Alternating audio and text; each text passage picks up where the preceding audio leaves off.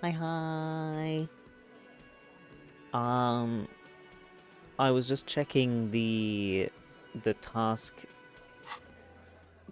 list, and it seems like we're going across the water today. And also, I would just like to mention it's very cold today, so prepare for me to complain. Also, hi, Lollipop. Hello? I say hello? Hello. Uh, uh. In the morning light, the white on blue police livery on the motor carriage cannot but catch your eye. Wait, why am I even thinking about this? Wasn't I supposed to? Do something important? Something murder related? There's always something important. Doesn't mean you can't take a moment to admire this piece of machinery. Well, I sent my one into the sea. Even at a standstill, the unibody Caprice Canema looks sleek and dynamic. The cabin is tilted frontward to give it a more aggressive, hunched look. Someone has waxed it recently. That machine really puts the loco back in locomotion. Very cool. I don't like your machine, Lieutenant. Looks impractical. A motor carriage, one of many. Very cool. Mm-hmm. You want to take a closer look? Oh. Hi, Ivanta. What in the tiddly tarnation? Nanny? What's it packing there? Point to the engine. A fine machine. Run your hand over the smooth metal surface. Yes. Hello? An I say extraordinary machine. hello? Hi, Hikari. It's nice and all, but why so modest? Put some zing into it. Flare it up. Slam it down. Helium headlights would improve the range and quality of the visual field a lot.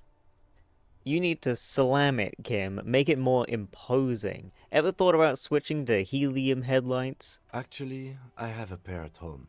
Just haven't gotten around to fitting them yet. I need to lay some wiring for the ballast first. If we ever get this case solved, maybe we could do it together? Maybe. Yes, definitely maybe. You know, in a homosexual underground kind of way? What's crack-a-lackin'? I'm freezing to death. And means no. Oh.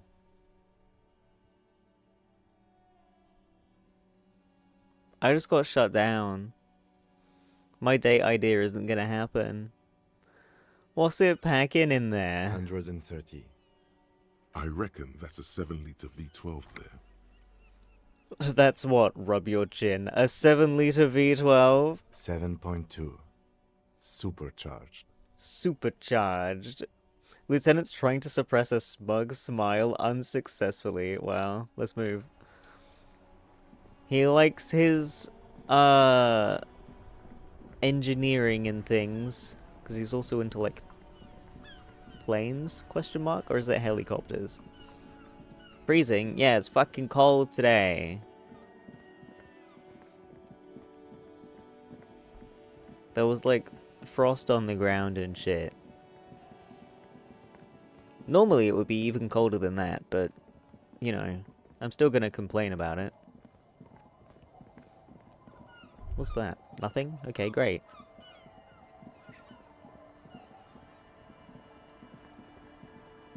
Oh yeah, have you seen a lady with red hair? Aye, the sea's gonna calm down soon, I can feel it. The wind is turning southeast. What's on your mind, officer? Damn, no more simmer down, bastards. Contradiction? Nanny? Huh? Huh? I'm looking for someone. Who? Looking for a suspect who might have stayed in this neighborhood. Okay. When did this person stay here? Very recently, over the past few days, you might have arrived on Friday. Oh. I've been out on the sea for most of the past week. The weather's been good for fishing, so I usually start at 4 in the morning. Really? Yes, that's the optimal time. Got to make the most of the calm. I've been sleeping like a corpse after. The sea really takes its toll. Now I'm just waiting for the wind to settle to get out there again. Sorry I couldn't help you out. maybe I can help you find someone else. Damn. Really? Are you sure you're not also looking for Nadia Harnancourt? Or Ignis Nielsen? Or the Great Lost City of Ace, Under the Waves? I am looking for a lot of stuff, ain't I? A lot of stuff. That's what cops do. I'm an agent of unstoppable forces. No one can escape what's coming for them. I guess so. Doesn't feel like a lot to me. I could be doing more. Maybe there's someone missing from your life. Just doing my job, let's change the subject. I mean, the person missing from her life is her fucking dead husband. That's what cops do. I guess that makes you into some sort of terrier. Either way, I can't help you out. Hot and freezing at the same time must be magic. Yo. What is this? I feel like I haven't gotten a new thought in a while. Missing persons cases really get to you. It's hard watching people worry about their loved ones, their little nervous movements, dark rings around their eyes from sleepless nights, and even if there are no loved ones waiting, you like to have all your ducks in a row, and it really bothers you when whole entire people aren't accounted for. The fuck is this gonna give me?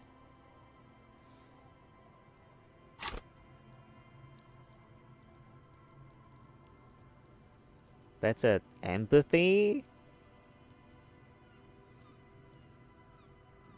Composure?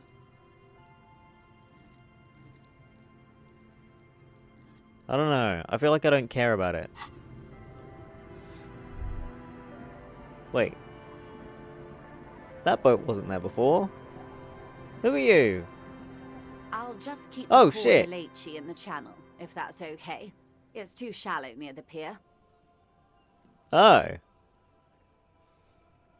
Hi, ma'am. And it's a jetty, by the way. Of course. Jetty. I prefer a good jetty to a pier any day. Jetty?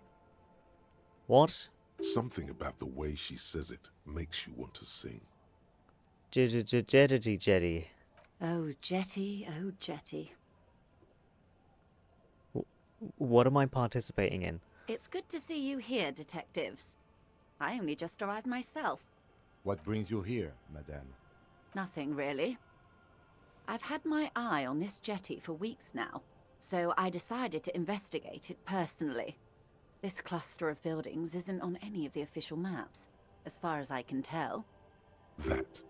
And she's also keeping an eye on you. So how do you like it here? Look around. How do I like it?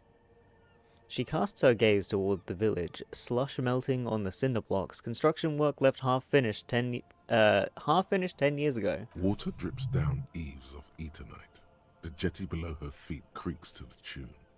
It's pornographically poor. The street has no name, all the men are dead or missing. And is that the carcass of a motor carriage over there? No. I'm surprised that woman hasn't put me to the sword yet. Maybe she will. You should ask your questions while you can.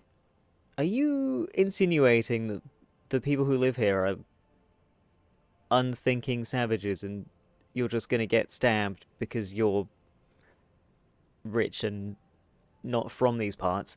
What? Dark eyes survey the coast leading up to Martinez. Dull grey metal rests in her scabbard. A sword. The wind is too loud for her to hear. Hold on. Sorry, I'm activating the warm device.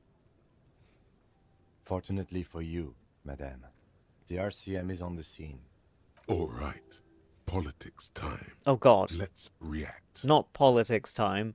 You're right to be scared. This is all your fault. You're in no danger, Whisper. The working class have no idea what's happening to them. Try not to be scared. This is just how the real city looks. This place is doomed either way. Say nothing.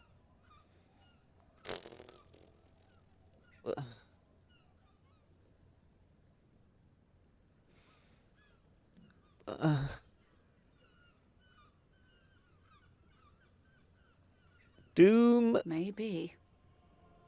Have I told you how they discovered this place? This fishing village, this island, the Isola. The island? No. The Insulindian Isola. No, you haven't told me how they found it. Well, your condition has left you no worse off than most of these people. The literacy rate is around 45% west of the river. Oh, God. 50 years of occupation have left these people in an oblivion of poverty. Oblivion, that's so me. 45% is around where I operate.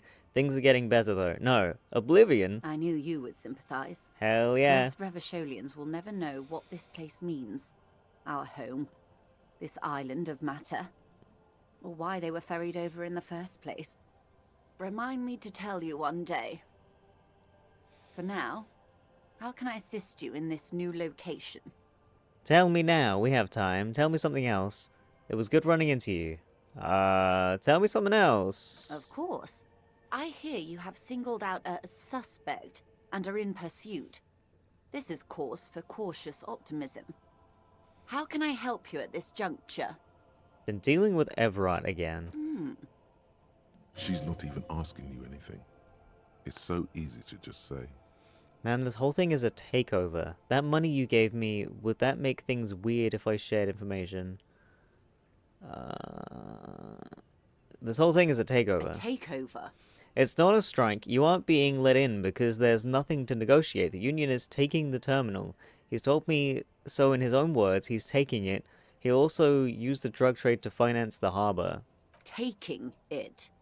Yes. She looks toward the colorful mountain of crates like toy blocks rising above Martinez. Like a cancer of the blood, metastasizing.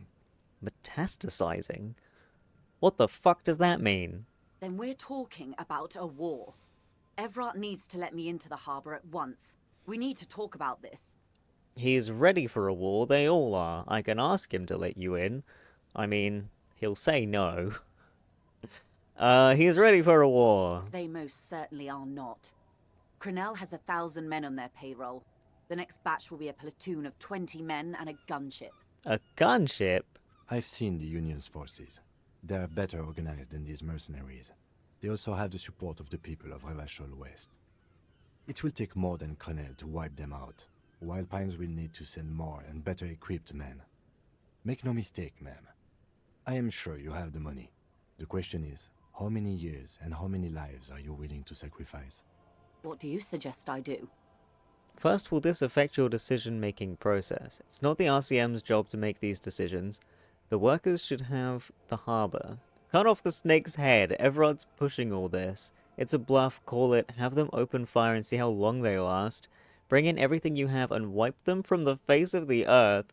Look at your wrist. It's apocalypse o'clock. Time to commence the gloaming. I wish there was a disco option. Fuck. Excuse me. I like the disco, and Joyce also respects the disco, but I have to be the apocalypse guy. It's time to commence the gloaming. Maybe so, detective. But that doesn't mean we are not obliged to try and stop it. He's right. There will be slow, simmering, hideous civil war. The beginnings of a failed state. No apocalyptic rapture. Just ugliness. So what are you gonna do? What will I do? Her arms fall to her sides. Her spine relaxes. Did I ever tell you how they discovered this Isola? During our reality lowdown? You said I'm uneducated, remember? You said you would one day. It may be the only break we've ever caught as a species. The last one for 400 years. Why? The nations who colonized this Isola called theirs Muindi, the world. It was all they knew, all they thought would be. That there would be something more was a gamble, akin to another world, or life after death. The Pale was thought to be impregnable, perpetual. Irene la Navigateur, the Queen of Suren, sent 8 expeditions, one after the other, into the mass at the edge of the world. 5 of the crews did not return. 2 did, but had lost their minds. Each of those expeditions would have been led by an admiral. Sounds like a purge. Like she was purging her political rivals. Sounds political. There was no precedent for such an undertaking. People thought she was punishing the admirals, or had gone mad. or both. Until after years of trial and error, and the development of a strict psychological regime imitating the creation process of poetry, Huh? Called Volta Doma, or Return from the Sea. the 8th expedition returned sane and intact. They told of a new continent of matter.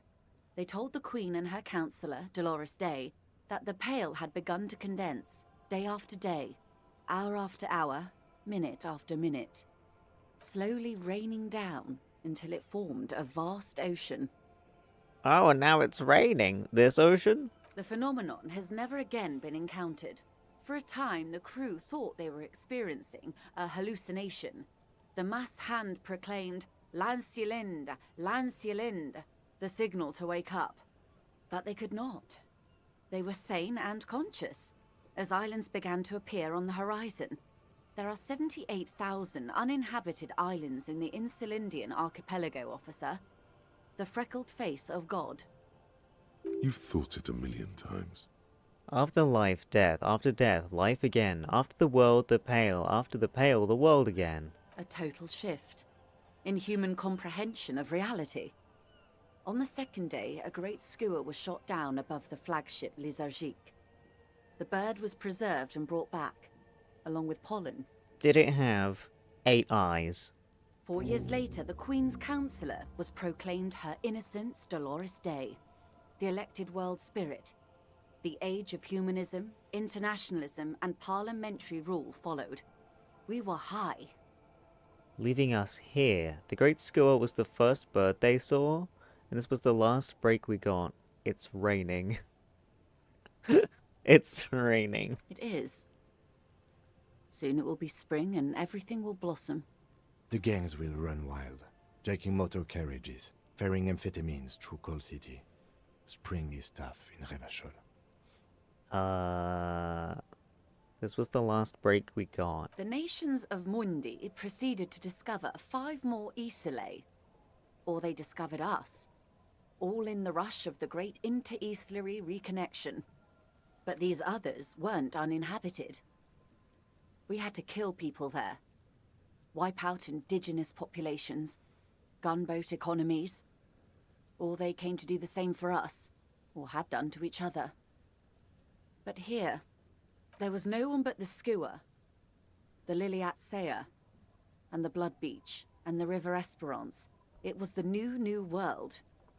The Mondials used it to amass the greatest concentration of wealth mankind has ever seen. Revachol, the suzerain, What happened? revolution, poverty, and the mercurial rise of capitalism. What will you do? I will surrender Terminal B to the Union. Is that within your She means? puts her hand in the rain. She's silent for a second. We will see. Ma'am, this may well unravel property law this side of the river. If that occurs, we may never see the end of this kind of confrontation. The next time there will be 2 strikes, then 4, then 100. What happens will happen. She takes the end in her rain-slick hand and starts untying the knot. Wait, are you leaving your... You leaving already? You only just moored your boat. The age of capital has only begun. I will talk to my employers in person. We will amputate and cauterize Martinez. If you handle the situation on the ground. You're going now? Yes, Mr. Clare has a 2-month head start. I can't let it grow any bigger. And I've exhausted all my options from here. We. She generally avoids that term with her employers. My rhetoric is so high. Also, hi, Elder. There are no employers. She's a member of the board. Probably a partner. You are the Wild Pines. There are no employers. You are the citizens' militia. There are no superiors. Turns to you, rope in hand. What? Of course I have superiors. I am, Nod. Do I have superiors? I do. I'm a lieutenant. And there's 2 ranks higher? I don't remember. I was only half paying attention. That's right, Detective. And next time, you should confer with them before you go setting events in motion. Did I... Oops. Events are already in motion. Whether your actions accelerated or momentarily retarded their progress, even the lieutenant cannot really say. Even after all this time, I still don't really understand who you are or what your angle is. I answer for my own actions, I don't hide behind some faceless organization. Here I am. I am the face, and I'm here to answer. Rejoice, Leighton. Right, whatever. Keep the peace, and I will keep my end of the bargain.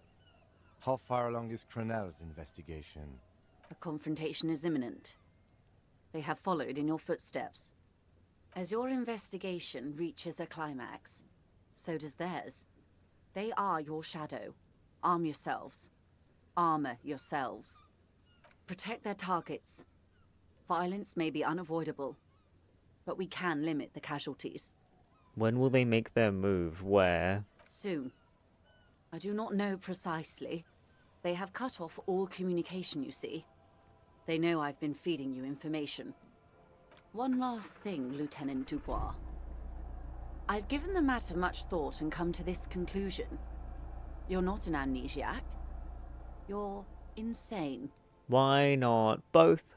I know, because I, too, am insane. I just hide my illness better. And I'm rich. Isn't everybody a little insane? You're over-radiated. How do you keep it together? Goodbye, Joyce. Goodbye, Rejoice Leighton. How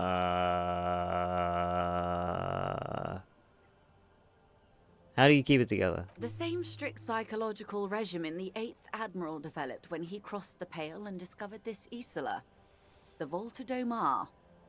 It's used by inter-Islary travelers and other troubled souls, even to this day. You could use a little of it yourself. Okay, bye. Watch out for yourselves. They will strike soon. The lieutenant watches her boat grow smaller on the bay, its white sails fluttering. With worry in his eyes, he does not know if it was the right thing to do, but he doesn't say anything. You wonder what Everard has to say about this.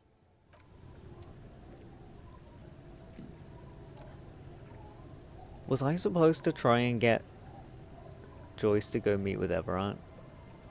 Oops. You are reminded of a poem somewhere deep inside you, the translation of which you don't remember. Nulla sarà cambaito della luz, it begins. Colori cam grigio e maron tutti. Fucking, there's too much of this. I can't read this. It's. You're reminded of it when you heard about the discovery of Insulinde, but what does it mean and how do you know it by heart? That seems like fun.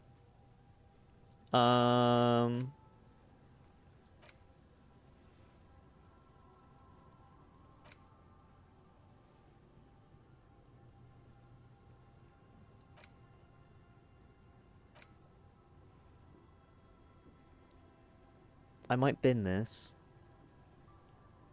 Because the only bonus is XP. Maybe.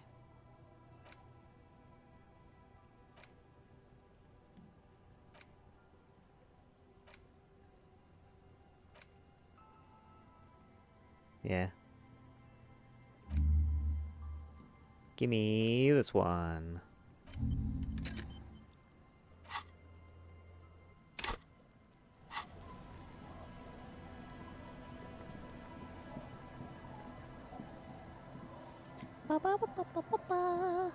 Have you seen the red-haired lady?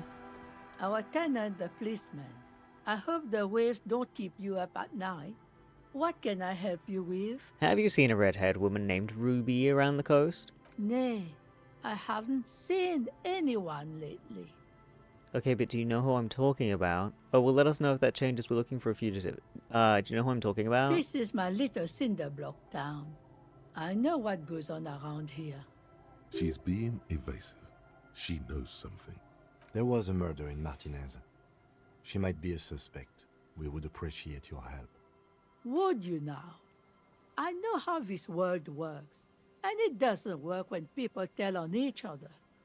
You know something? We're here to help. This isn't about the Union, you know. You don't have to worry about retaliation. Ah, I should have known. This is yet another Union mess. I'm not afraid of them, you know. We are not in the habit of being afraid around here. Enough of this. She better start talking right now. God damn it, I know you know something. This shit is important. I see, you know something, but you've decided not to tell us. Okay, but we'll be back later if we find anything suspicious. This one. There's not much to tell. People come and go. Now, was there something else? I see, ma'am. I hope you don't mind if we look around anyway. You should look around your shack. Maybe she's rented it out to others too. Maybe she has. What's this? As you look at the floorboards in this corner of the shack, it's clear one of them isn't quite level with the others. The edge of a floorboard next to it looks scratched. Move the board. Hollow space underneath the floorboards is dark and damp. You can barely make out the mixture of sand and sawdust below. What's in here? Search through the sand and sawdust. Oh, I don't want to stick my hand in there. Search. You stick your hand in and start combing through the sand. Dry, not like outside. Fine dust. And then something hard wrapped in paper. A gun. A small cylindrical object. You pull it out. A bullet. Oh. A 9mm bullet, to be exact. Fit for all muzzle loaders of that caliber. Like your own Villiers pistol, for example. A bullet. Interesting. The floorboard doesn't care. But maybe the washerwoman does. You have enough to confront her with. It's extra ammunition. She's locked and loaded, ready to fight some cops.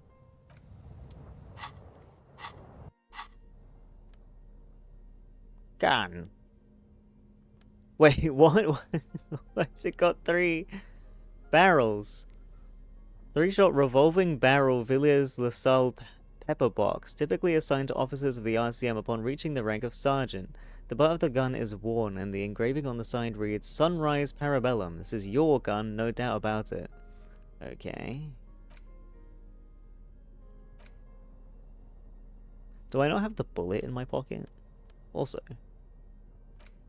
is it 9mm? The bullet is safely sealed away in a plastic bag bearing the RCM stamp. Kim has filled out the label on the bag with the item number, case number, and date and location the bullet was found.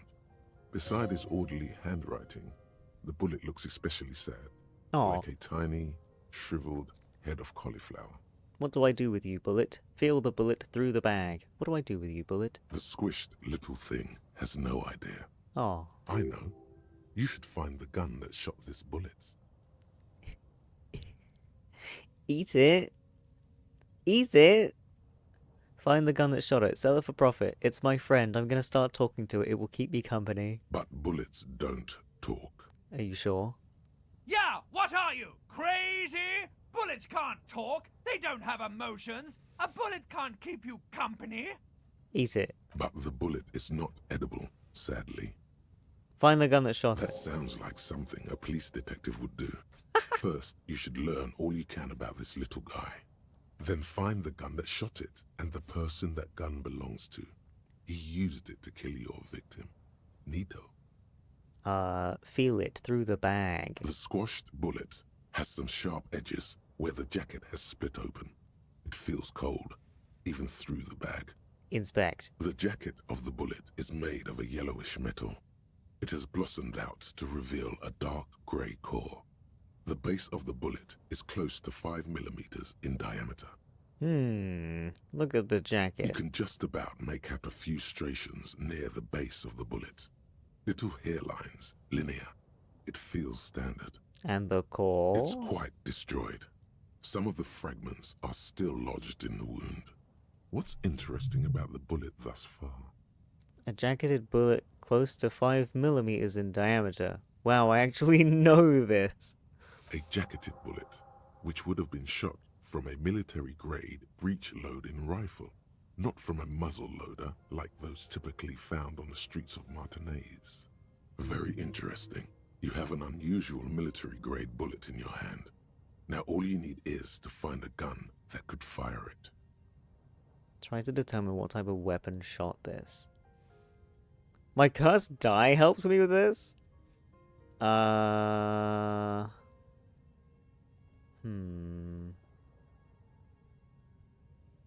Aware of the name of the antique rifle you found. Wait. Did she use one of the guns from the... like the Revolution bunker or whatever we found?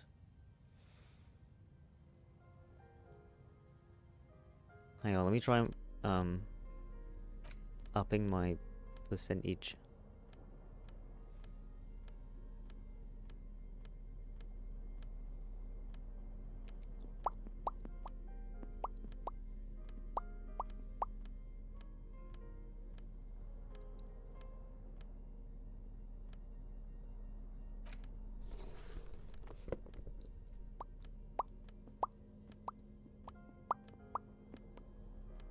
Is that it? Shit.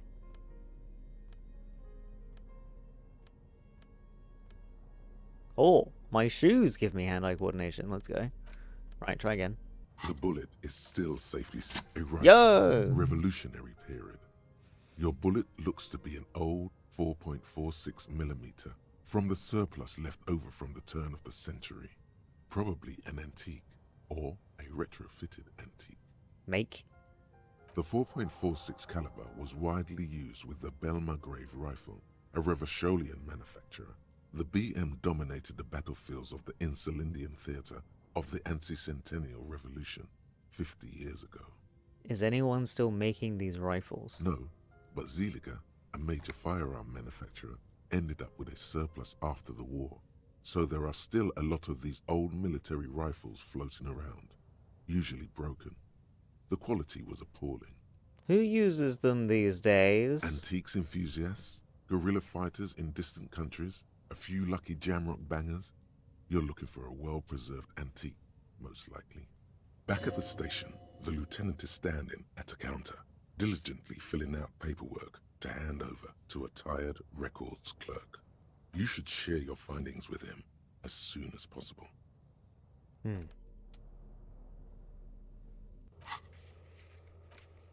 Woohoo! So the bullet that I found here is not a bullet for the murder weapon. So what is it It's for? my very special, Oh. very warm drink. Thank you, thank you.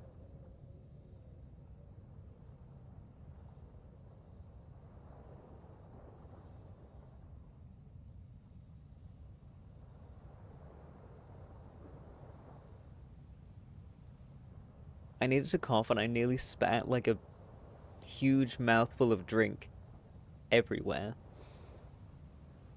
But I dealt with it, it's fine. I overcame the situation. Gotta stop filling this boy early. God damn. Hello, Kim.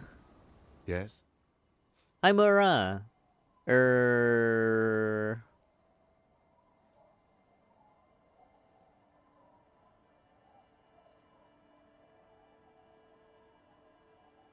I can't tell him about the boulette. What do you want to know? Never Good. mind. Okay, well, whatever. Hello! I found a boulette. Our tenant, the policeman. I hope the waves don't keep you up at night. What can I help you with? Why was there a bullet under the floorboards of your shack? Damn that girl. Aha! And without anger, a long and harsh life has taught her not to buckle under pressure. A bullet?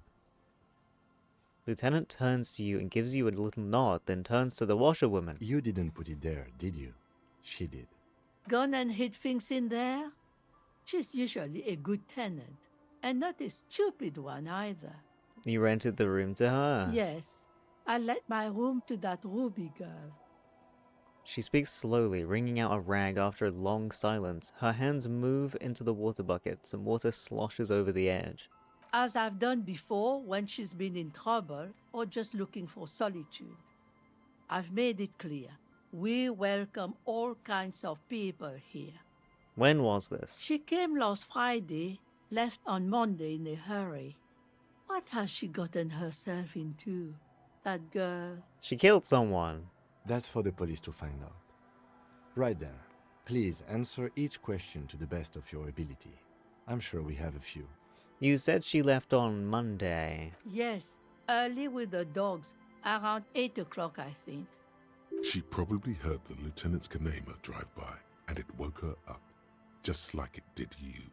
Kim, she must have heard your Kanema. Yes. That is a downside of having a 130 kilowatt engine. It lets the bad guys know when you are coming. Is the room exactly as she left it? I cleaned it, like I always do. Was there anything else there? No, Mm-hmm. The truth, sire. Okay. What is she like, Ruby? she's good company. Knows how to talk to an old woman. At my age, you don't get a lot of quality conversation. So I really appreciate that about her. Did she talk to you much during her last stay? No, she was mostly silent this time. Kept to herself. What do you mean? She tried not to let it show, but I could tell she hadn't come to fish. Usually she likes to cast a few lines, but this time she mostly stayed in her room. Why do you think she left the bullet there? How would I know? She's a gruff one, but not violent. She doesn't go around toting a gun. She looks back towards her shack, thinking. Hi, Mag.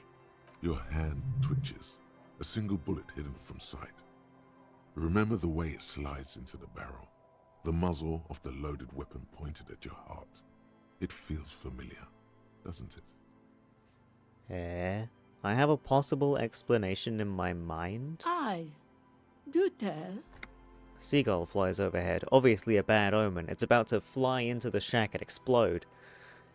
It's an exit plan. On second thought, I'd rather not say. It's not something I want to think about. That bad? Is it? I heard she was a heavy drinker with anger issues. You ever witnessed that kind of behavior? Nothing of the sort. Sure, she was no stranger to the bottle. She fit in that way. But I only knew her to have a beer on the beach while watching the sunset. The sun sets for everyone. She isn't what you'd call a drunk. Even offered me some from time to time. Said it was part of the communal life. But I never saw her lose control of herself, the way some people do. Did she have any technical equipment with her, like radio stuff? Not that I know of, though she was into nice music. She once showed me a few mixtape milieux she'd made. She brushes her forehead with the back of her hand. Water drips to the ground. Although I guess she was pretty handy with the mechanical and technical stuff. Even fixed the heater in the shack. You should be thankful for that. She may simply have kept the equipment elsewhere. Where did she go? I don't know.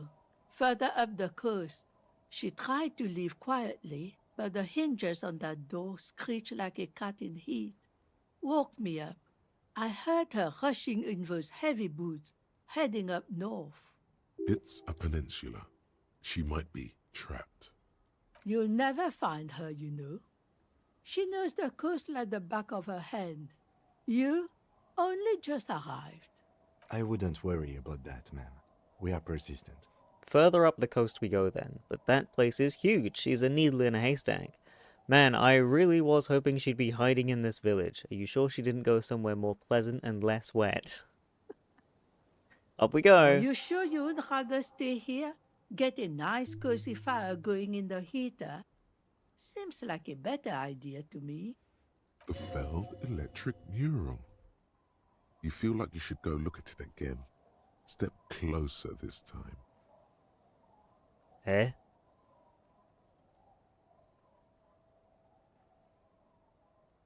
The what?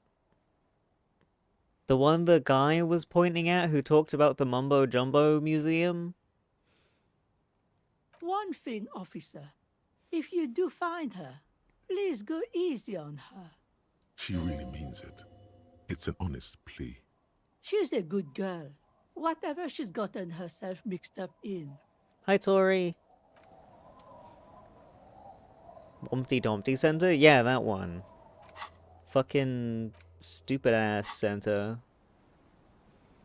Got him.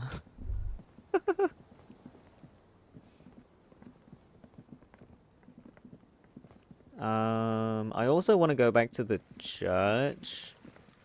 And chat to the lads. Slit in the concrete here. A sewer? The light vanishes inside the concrete slit. The structure goes deep under the earth. Yell ho into the slit. What's in there? Kim, any idea what's down there? I want to yell ho! There's no echo Oh. and no answer. Kim, No idea. Could be connected to one of the buildings around here. think we might find Ruby down there? We might find her down somewhere. There's an old storm drain system beneath Martinez that's mostly collapsed. Revachol's sewage system has been built and rebuilt 4 or 5 times now. In conclusion, she could be under any building. But not in there. I hope not. What's in there? Maybe it's just a storm drain for the sewer. Oh. Okay. If you say so.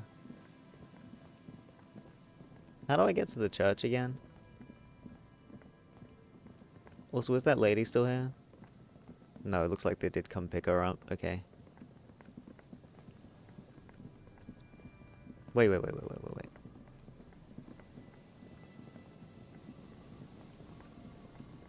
Ah. Haha. This is where I was trying to get to before, but it turns out this wasn't where I needed to go. Wait, no, yes it was.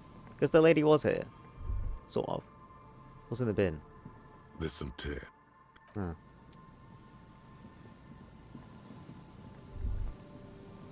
Where's the bloody church then? I'm a forgetful little sausage.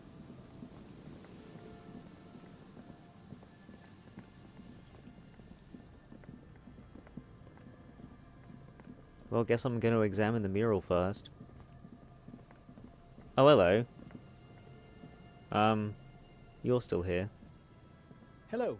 Isn't this a fine morning? No, it's cold. I'm looking for a suspect. Have you seen anyone suspicious around? I want to hear about the Feld building. No, I'm looking for someone suspicious. No, I'm afraid I can't help you with this one, officer. It's just a regular day off for me and Mikhail here. So you haven't seen anyone around? No, I'm sorry. As I said, this is just a day off. We just arrived anyway. There's something friendly and familiar in how he says that. A day off. Tasty, forgetful little sausage. He's telling the truth. He hasn't seen anyone. Okay, bye then. Was this not what I'm supposed to be looking at? Oh, no, it is. You see a once bright mural towering above you. The signage has peeled off over the years, but you can still make out Feld Electrical R&D. Step closer. Above the mural, a collapsed roof, broken windows set in walls that are cracking and will soon also fall, and the coastal breeze rustling and sighing in the remains of the edifice. Feld Electrical. How ironic. All these dark rooms. There's something in the wind. Sometimes the only way to go forward is to fail first. Why do I feel like I know this place? Indeed. Somehow you knew it was here. An urban ruin, gutted by looters that once used to consume money and dispense warmth and light. Could Ruby be in there? In there? She could. Or she could be in the identical ruin over there. Or in that boat shack. In that church tower, maybe. Why single out this one building? Listen to the wind? Found the empty trap, reconstructed execution, made that awful call, confronted the pig's death notification. I don't know what some of these are from. Also, I can up my shivers, I think.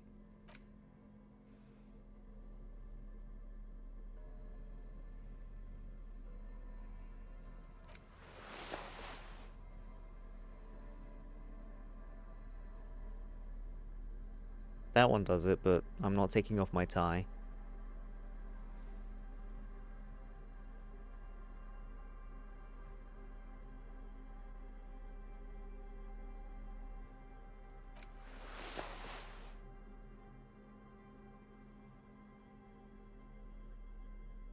I love shivers. It's pretty good. We'll do a save, because I haven't done one in a while. The once bright mural Bonk. towers above you. Even though you're sure you succeeded, all is quiet. There is no cold hand brushing against your forehead, no rustle in the reeds. The wind has died down. The ruin in front of you is silent as a tomb. What was I even attempting to do here? Trying to talk to the wind, the city. Whatever you thought would happen did not. And now you're just standing there in the pale of the morning, with your hands fallen to your side. Is trying to talk to the city something you've done before? Is it in your secret repertoire? A trick for when you're out of ideas? A prayer of sorts? To Revachol? She could be anywhere. How do we find her? How do we? I was really hoping she'd be in the village. Okay. She's probably north of the village, and this place is a peninsula. We already scanned most of the outdoor areas on our wild cryptid hunt, so we have an understanding of the geography, at least. And then there's the church. If I were a murder suspect, I would not hide in the most prominent building here, but who knows? Maybe she's reckless. Or spiritual? She could be looking for refuge. Anyway, we do it the old-fashioned way, sector by sector. Go over the whole peninsula, ask the locals, enter the places where we can enter first, like we did in the village. And if that fails, if we don't find her? Then, if we're desperate, we can look where we can't enter. Bunkers, storm drainage, this place. I'm sure it won't come to that. He looks behind him at the dark red box crumbling across the chasm. Walk the coast, the old boardwalk, the reeds. You can always come back here and talk to the wind again. Look where it already got you. An adventure awaits. An adventure on the windswept urban coast. Okay, I'll do what Kim's suggesting. Also, let me put my outfit back on. Is that all I changed? Yeah, that's how I look. Ah, bullets. I've got 2 bullets. Keys. Wow. Anyway. Why not listening again? Because Kim said to fuck off, and my brain was like, you can always come back and listen to the wind again later. You finally made it, haven't you? People point fingers at you and whisper to each other when you pass by, wondering to themselves, where did that man get such a cool jacket? Did he receive it upon graduating the École Normale Supérieure de Badasserie? Is he dangerous? Damn right I'm dangerous. You are very dangerous, my friend. Dangerous and cool. In fact, no one dares to say a single thing about the jacket. But believe me, they are all very impressed. They fucking better be.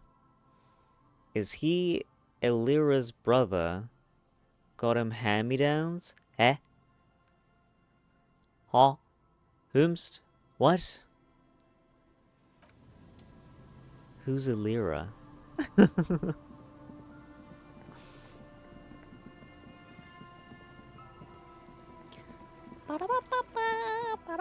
Where's the fucking church?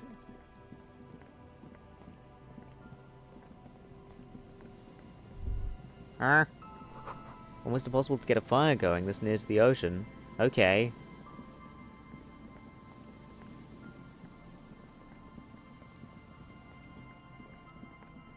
You in there?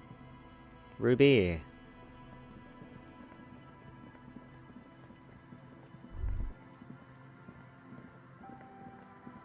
What about this? Do I have anything more to say about A row this? of ghostly shades facing a crumbling wall, with another 7 shades standing Okay. a cold sea wind. Just a Canuck wearing similar drip? I don't know what a Canuck is. Am I dumb?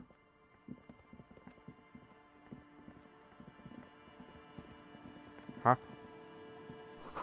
A door, a building, a hiding place. Could the instigator be inside? I can't interact with it, so I'm going to assume no. Bro, where's the fucking church? Means a Canadian. Oh! I'm dumb. I don't know these things.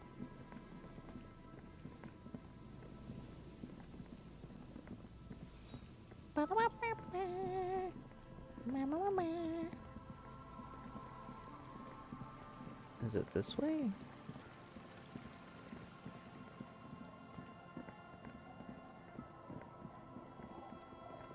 No, this is the village again. Where's the bloody church?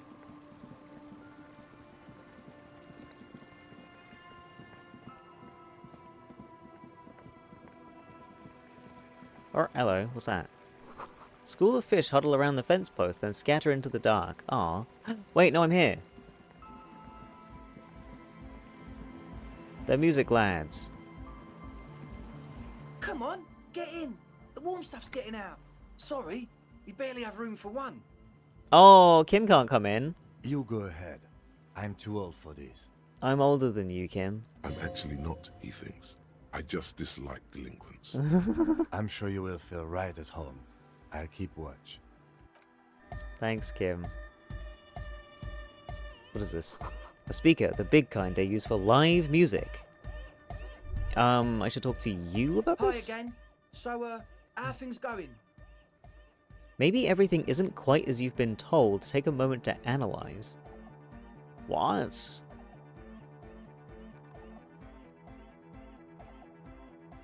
Anyway, about the church, I checked it out. And? What happened? I talked to the shadow-clad being climbing the beams, a man living on the ceiling. Oh man, the crab man you mean? Crab Who man. is he? What did you think? Seemed okay, to be honest, very spiritual. He gave me this odd lecture on alcoholism before rambling on and on about mother's love. You were right, he's a true narcomaniac, and the way he climbs, it was terrifying. Nah, he was fine. Really? Huh. Interesting. What's he doing in the church? Just preaching and praying from the looks of it. He clearly enjoys the physical activity. Guy climbs like a freak. There's something sinister going on under the building's roof. I think he's getting high or something. Nah, he's just fucking doing whatever. No matter. Is he gonna be a problem? Nah. Yeah, Noid is right. Let's get back to the point. What are we gonna do about him? These guys will never catch him. You will never catch him. There's nothing to do. Of course he's a problem. He's a crab man. He keeps himself physically active, thinks spiritual thoughts, and doesn't drink. Who am I to evict such a person? As far as I can tell, he's not going to leave. He'll climb around up there, and guys, you'll never catch him. Actually, he told me he wouldn't mind the nightclub at all. I don't know, man. Doesn't it feel like a major hindrance to you? No. A spooky guy climbing around when all the guests are trying to have nice, friendly hyper time? You're just going to have to live with the crab man. Don't worry, I don't think he really gives a damn about you or anyone else. You're gonna have to live with the crab man. I guess it's not a massive problem, now that I think of it. You can make him a feature. Everyone is welcome to dance till the morning light. Yeah! Yeah! Maybe. I guess we'll figure something out. Okay, but what about the other spooker? The one in Grandma's clothes? Did you see her? Oh. Didn't see the other spooker, just some machines. But she's in there somewhere. Has to be. Have you tried investigating the machines? Anyway, do let us know if you see her. Right. You want me to do that before you'll move in and make the music happen? As always, we'll be right here, waiting patiently for the news. Yeah! Alright. Okay. I need to go talk to Cindy? Was that her name? And be like, hey, have you been fucking around in the church? And can these young boys turn it into a nightclub? Please. Pretty please.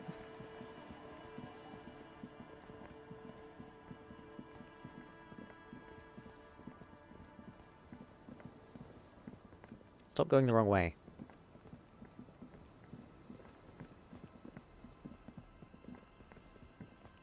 See, I thought maybe she'd be in here because I haven't been able to, like, interact with this, but I still can't interact with it.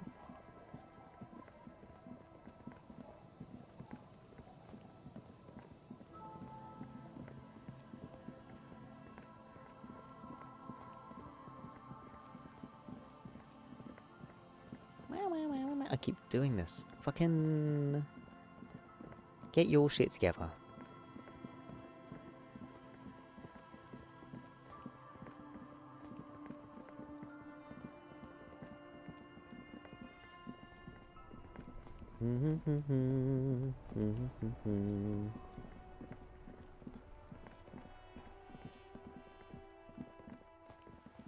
Ah, tickly schnoz. Eh, eh. Right-o, right-o. If she's not here, I don't know where the fuck I'm gonna find her. Oh, hello. There it is again. There's a spectral scent haunting this pair, no doubt. And it smells like years of turmoil, of hopes and dreams, ground beneath the inexorable tides of capital. Close your eyes and take a deep breath. What do you smell? Nothing. Or at least nothing in particular. As far as you're concerned, your nose seems to be purely decorative. Fuck. Absolute rubbish. Your politico-olfactory cortex doesn't deceive you. The smell is coming from that balcony over there. You mean from Cindy? Certainement. A precocious communist youth. A symbol of a kinder, more hopeful future. Now's your chance to establish contact with your revolutionary brothers and sisters. Perfect. A chance to establish contact with the future. What a beautiful, terrible thought. Alright.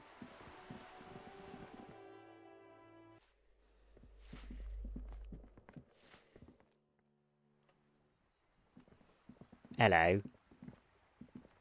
Hello again, officers. Have you come to admire my mural? Piss slur and fuck the world sent their best. I don't believe it.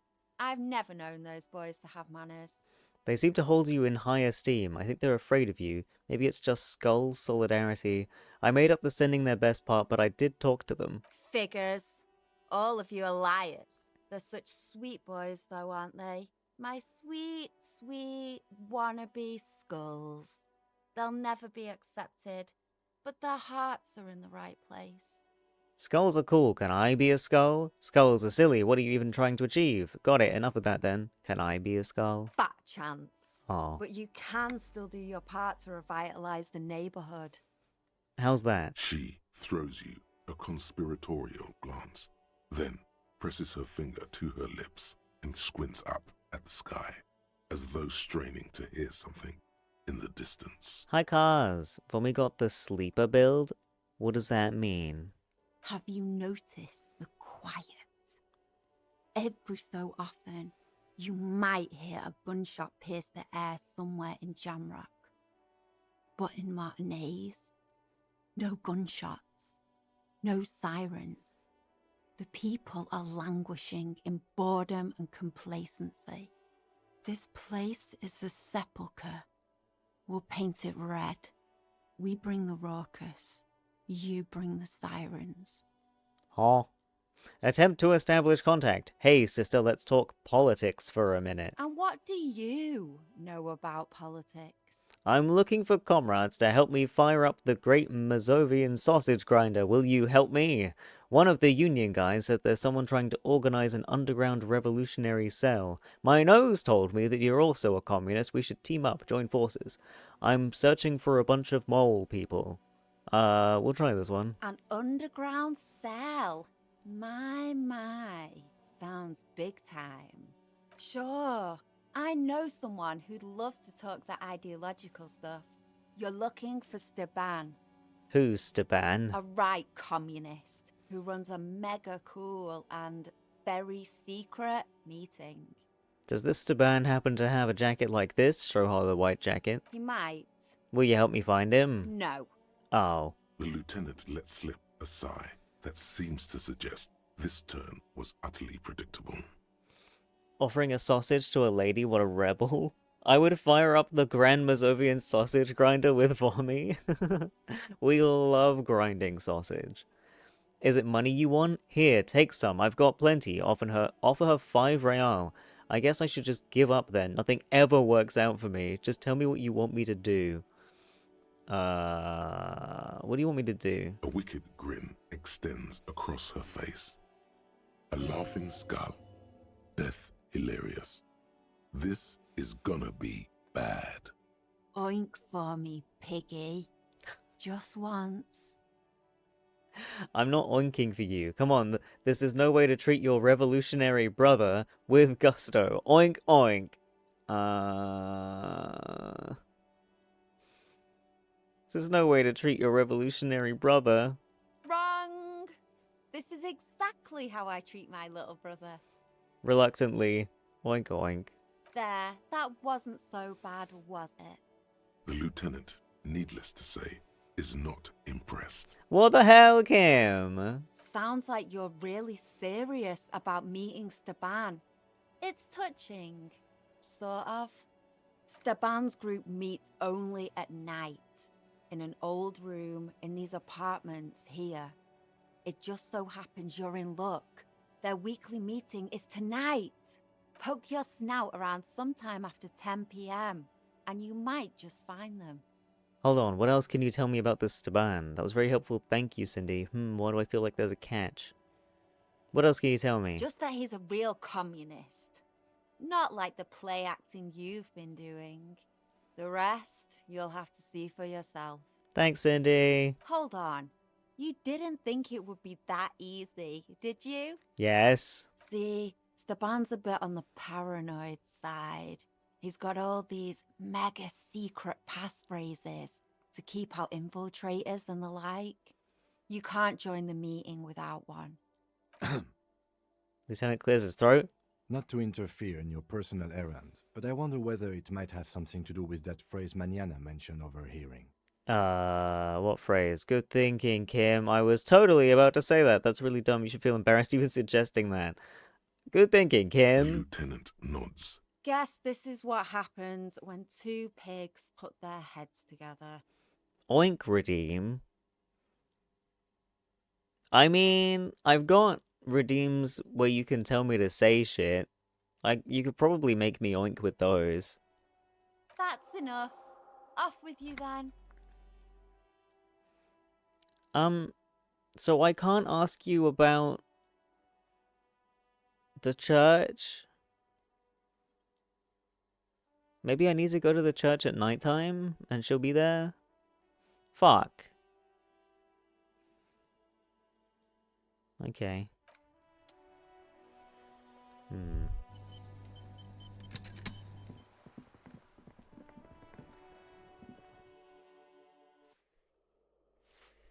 And I assume the funny Krasmazov room, this one, is where the meeting's gonna be. Gotten so many redeem ideas lately? Yeah, and I haven't done any of them. I haven't been doing shit. Oops, that's the wrong place. I wanted to be outside.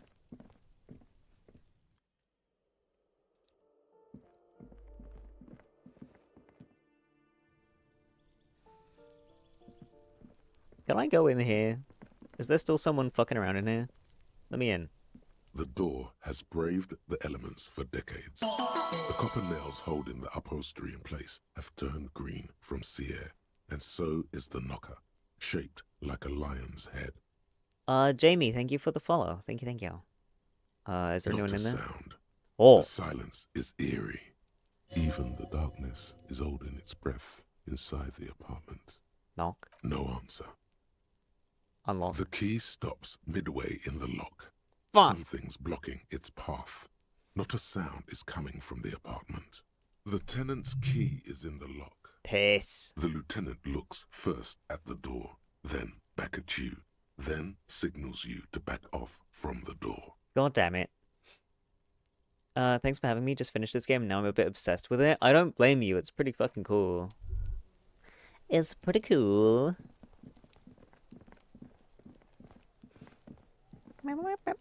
Kim. You're... Okay, he's put it away now. His notebook was magically floating in front of him. That's fine.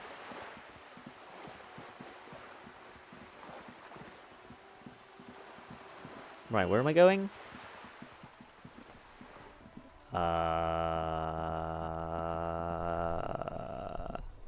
I can't do the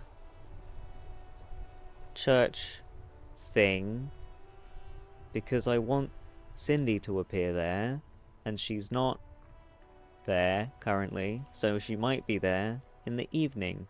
I also, need to go to the apartments in nighttime to talk to communists. What else?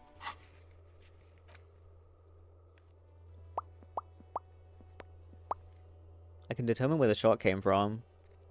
Fuck it, we'll go do that.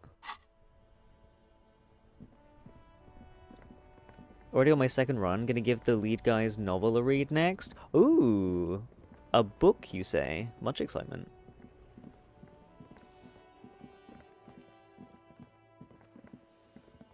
What kind of runs have you done? Or what was your first run, like stat-wise, and what are you doing for your second? Because I'm, what have I got?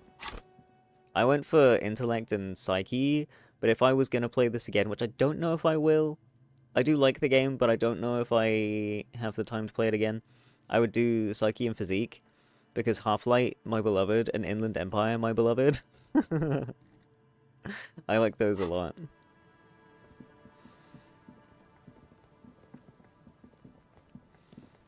Right, so where... I wish they were marked on the map or something.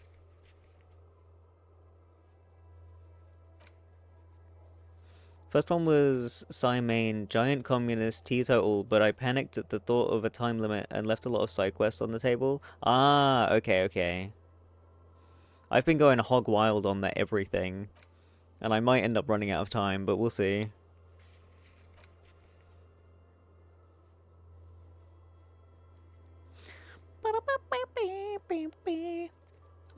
Boardwalk, Island, Land's End. I mean, I guess I might also end up discovering ruby tracks or something while I'm doing this. But I mean, are you a communist by any chance? I don't fucking know anything about politics.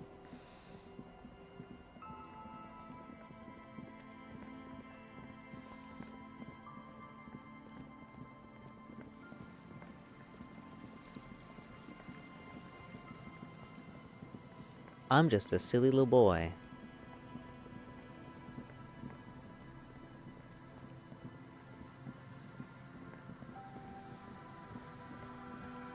Not that way, this way.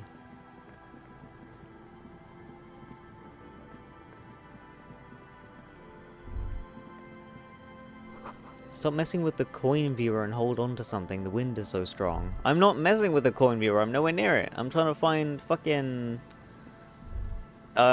traces of sniper. It's a long way down to your death from here. 20 meters at least. Bro.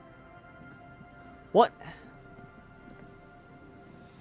When we got rid of the socio-economics thought because it gave so many minuses.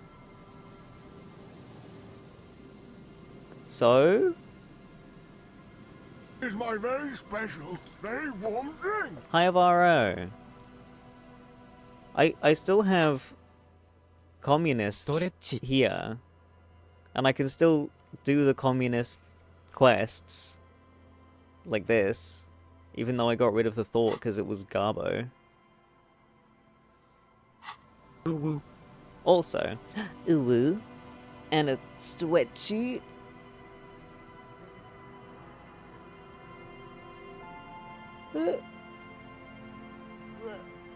Okay, and a little sip.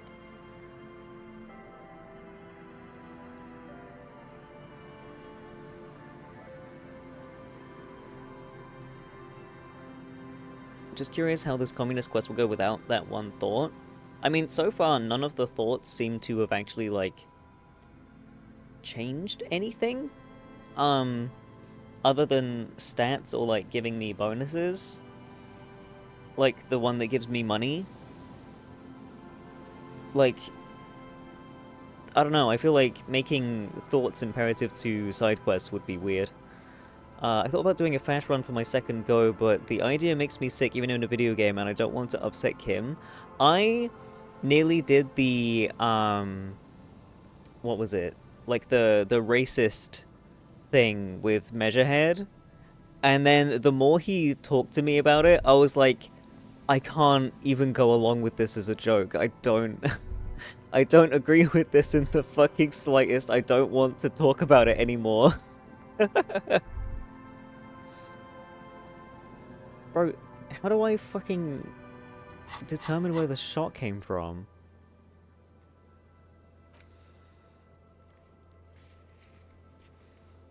Check the boardwalk for bullet traces. Do I need to be, like, holding my fucking, like, investigative tools? Like, what? Is it in the bin? There's some tear, an empty cigarette package, and a crumpled kebab wrapper in the trash bin. 100% first time I got around him. Second time I save scummed the fizz check until I lamped him in the head.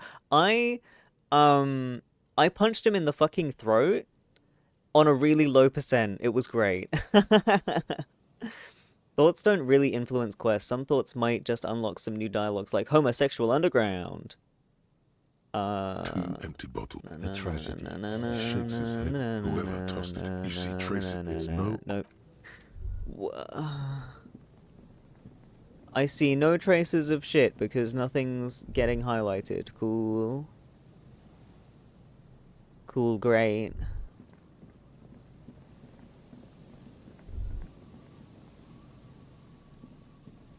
Unless it just sort of means this whole bit, not just the pier part of it.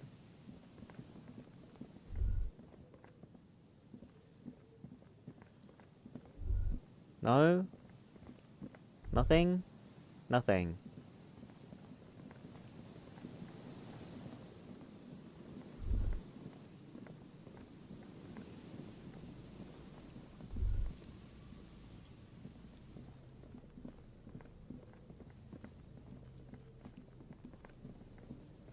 I wonder if this is fucked because, I came through the beach earlier before I'd done the map investigation thing, and I got like a trigger for the examining the location.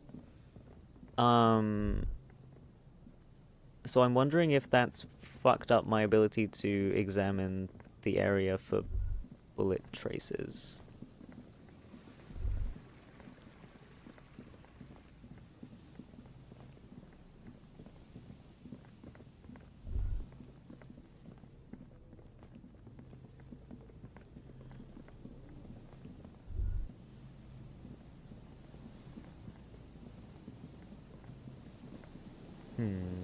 Don't think so. Have I just not been to the right bit yet? Because I've run all around the boardwalk, or at least what I assumed is the boardwalk.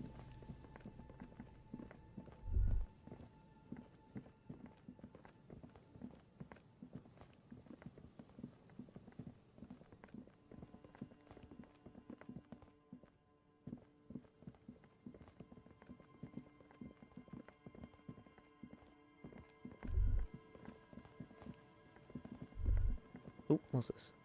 There's no way the perp is in here, officer. Look how scarred the boards are. All attempts to pry them off have failed.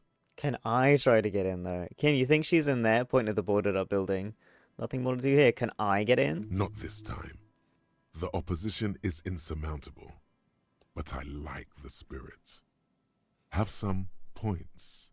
It's lonely and cold without points. I love points. And dangerous. Dangerous too. Okay. Well, that wasn't helpful. Go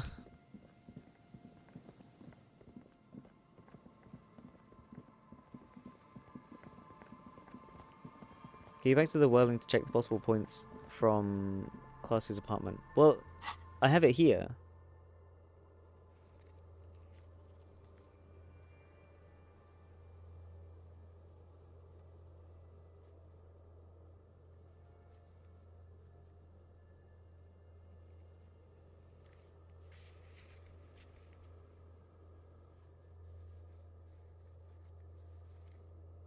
Sorry, I had to have some coffee and clear my throat. I'd also like to point out, I just noticed I have 0 in boring cop. I am not boring. I'm very entertaining.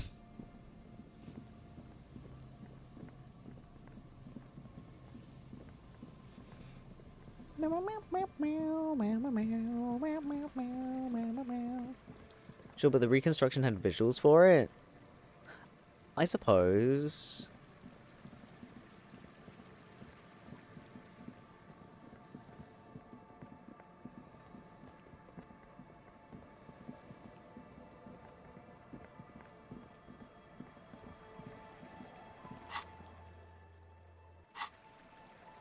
What's that?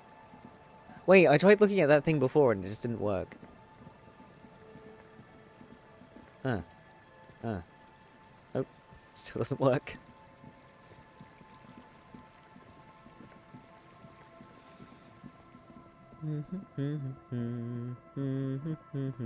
Hello, church.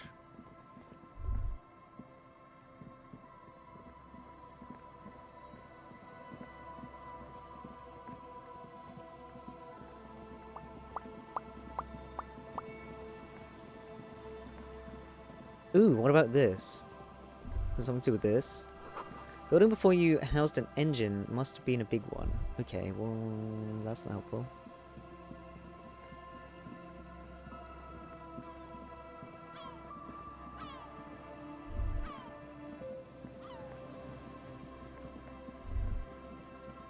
Oh. Is there something here that would indicate a sniper used this place as a nest for taking the shot? Just some urban detritus, a bottle, and a dilapidated old comms tower. I don't see it, Lieutenant W. Freighter. I don't see a person take a shot here and hit something there. In the whirling in rags. Maybe the campfire was used by the perpetrator. Maybe the assailant climbed the comms tower and took the shot. It's not possible to climb that ladder. And even if it were, why? There's no platform up there to aim from. It does look extremely rickety, and wouldn't help much either. Maybe the campfire. To warm his hands before pulling the trigger? Perhaps. But anyone could have made this. The coast is specked with fires this time of year. Truthfully, this seems like a very poor choice to take a 1.2-kilometer rifle shot from. Visibility is awful. There's water vapor everywhere. I think we can rule out... Biddable Prime, was it? Okay. Fine. Not here, then. There's also no sign of Ruby.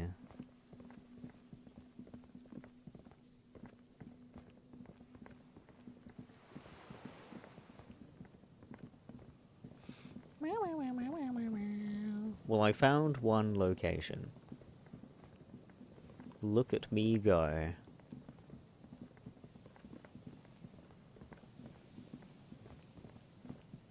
Then there's the bunker that I can't get in. What was the check for this again? An old door, worn by elements, guards the depot. The wind has blown a sand dune in front of it. The door hasn't been opened in a long while. You see a handle. Could this structure have been used to take the shot? From here to the whirling? I can't see how. The church is in the way. Oh. Interfacing, you say?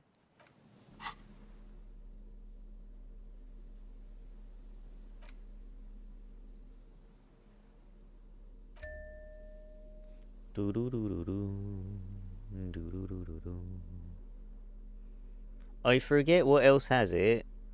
Oh, you heck.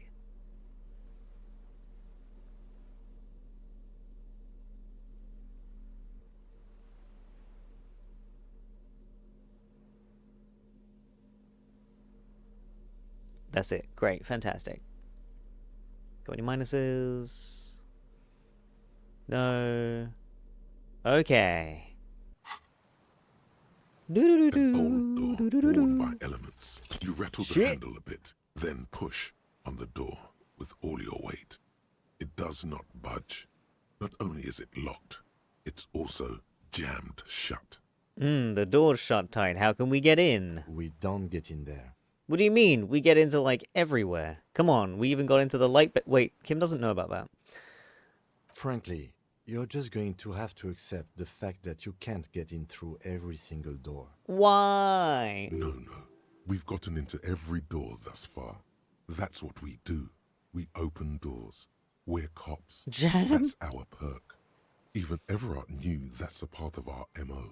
But that's who I am, who we are. I'm not going to accept this. The door could be a part of the investigation. Relax. No one's hiding in there.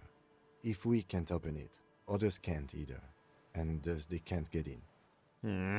At least you can think about opening it, about doors in general. They are, after all, fundamental to your life. Perhaps something useful would come from this. Harry looking ready to cycle the tour to Revachol? Also, who's Harry? I'm name unknown, otherwise known as Tequila Sunset or the Gloaming. +1 half-light.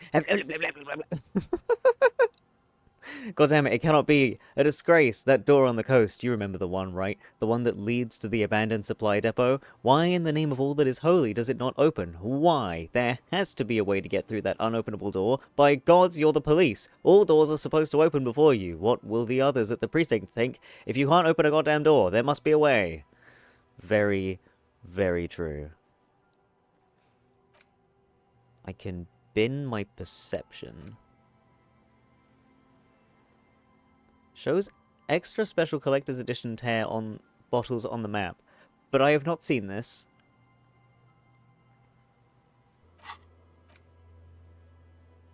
Where?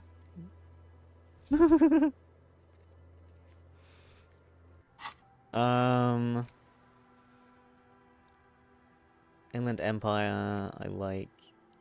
+1 XP for every orb clicked. All intellect learning caps are raised by 1. I haven't been putting any points into int, though.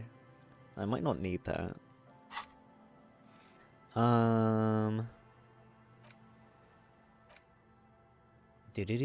That one's handy.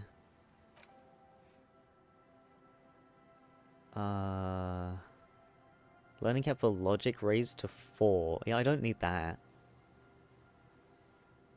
That can go.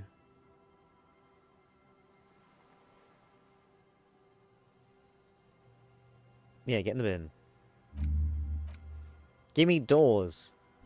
Yes! And my delicious half-light. Wait. Give me my half-light gloves back. Let's go. Okay. Continue on.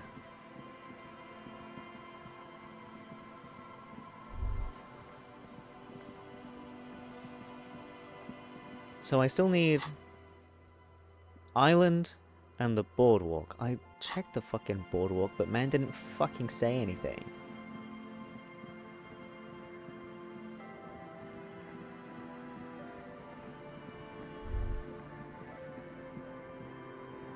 And it came up as like a red orb, right? So wander around till a red orb appears.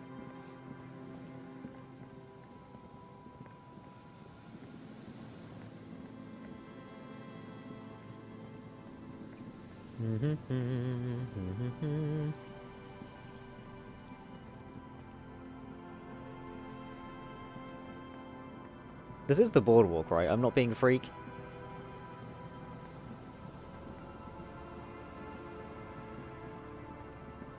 This is what I would call a boardwalk. Unless it means the bit by the village.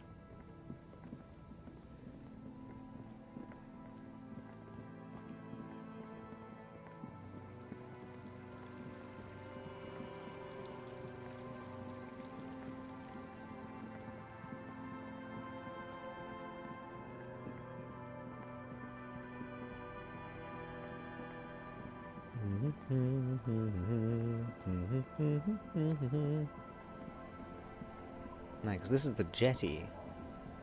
Specifically said jetty.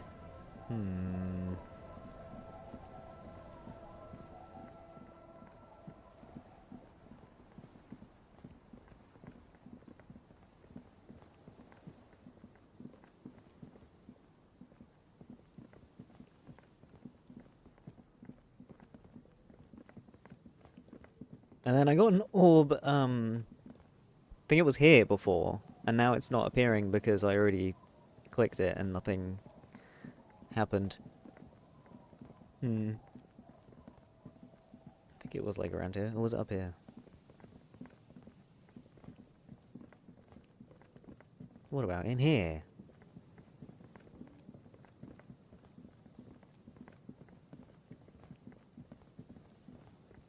Nope. Oh, what's that? Rust peels off the bent iron posts of the swing. The wind whistles through the skeleton of the small house behind you. Skeleton? There's desolation everywhere. What happened here? In this yard? Lieutenant looks at the small building. A flock of grey swallows takes off in the distance. He's assessing the situation. How long ago was it abandoned? Someone thought they could have a summer house in a bloc obscur. For cheap. It didn't work out. They abandoned it about a decade ago. What's a block obscure? A black bloc. A part of the city left unrenovated after the war. Or one that It's has my fallen very to gain special, violence. very Or warm has become drink. inhospitable in some other way. This part of the coast is a block obscure? Practically, it's not an official term in any way, but look around. No sewage, broken power lines, crime, drunks. Life is tough in the blocks. It's no place to build a summer house. Maybe they left something useful behind. Yes, for you to scavenge like a post-apocalyptic scavenger who collects trash and errant magnesium blisters. It's not meant as nagging, just an observation. We should move. I don't think our suspect is in this particular yard. No place to hide. And besides, it's too close to Martinez. Hi, Pazuzu. Also, I will have a sip.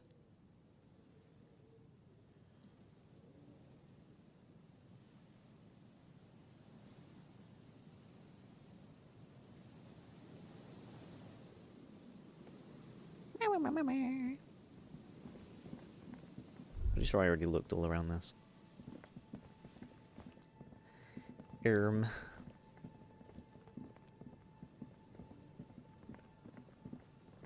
Yeah, so this ain't it. I guess I'm close enough to the whirling to go back and check the fucking window. Because I've clearly forgotten.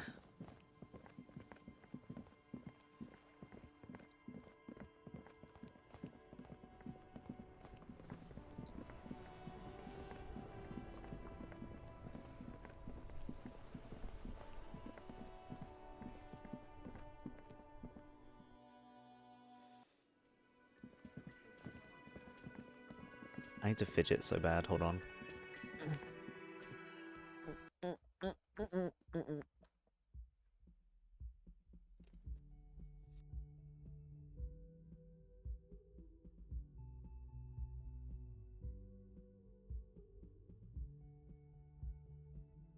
we go.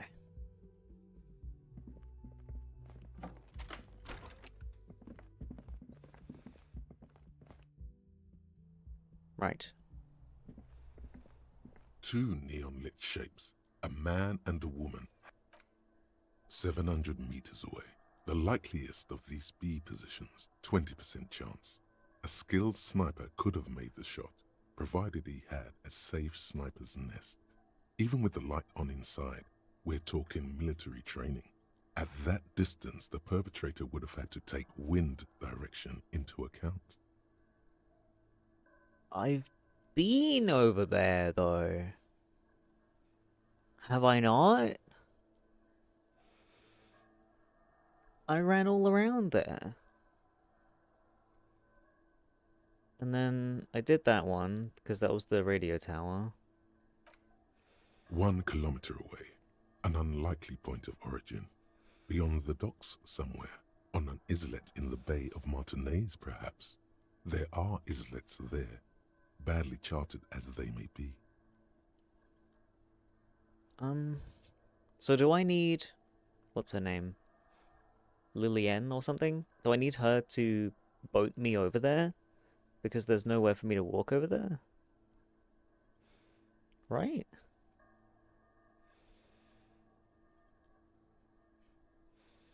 One would assume.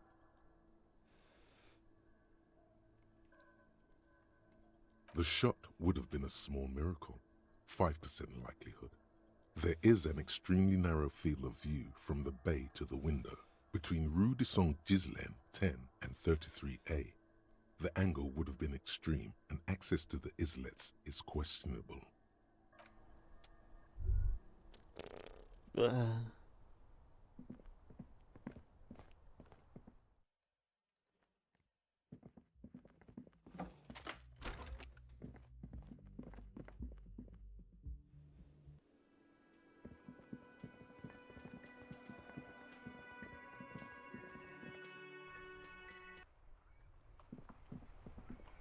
it's 11 a.m., but it looks so fucking dark out here.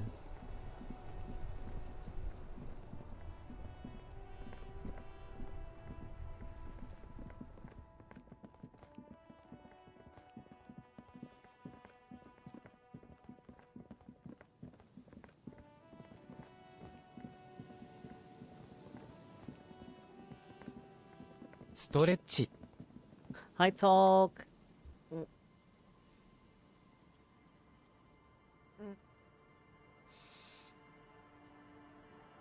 What? Stretch so big I have to roll my sleeves back down. Good morning. Although it's technically afternoon for me now. Everyone to be technical about it. Simmer down, bastards. Can I go on your boat? Aye, the sea's gonna calm down soon, I can feel it. The wind is turning southeast. What's on your mind, officer? I need to go over there. But it looks like I can't ask you to do that for me. So what do I do? I need to go over there across the sea. Can I interact with your boat and then steal it?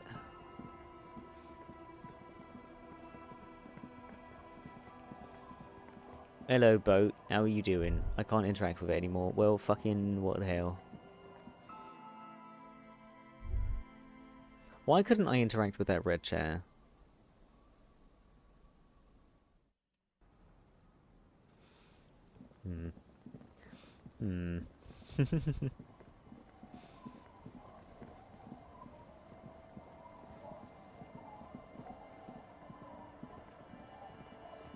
Did I go in here?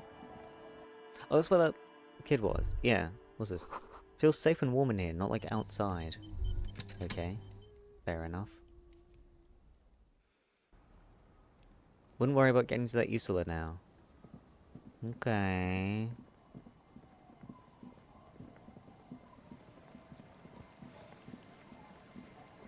But why can't I examine the sniper nest on the boardwalk? Or the lack thereof? Am I big dumb?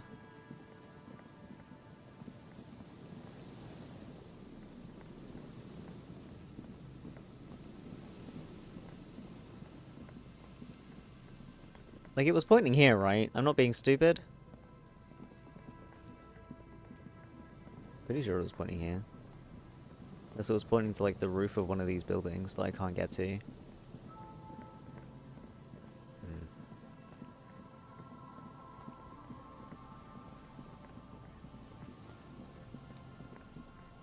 I also don't know where the fuck else I could, look for Ruby. So I might listen to the wind again.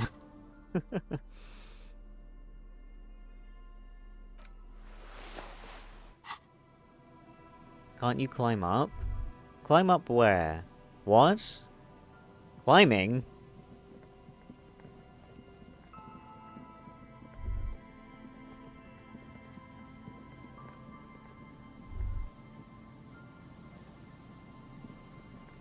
I wonder if I can climb once I listen to the wind.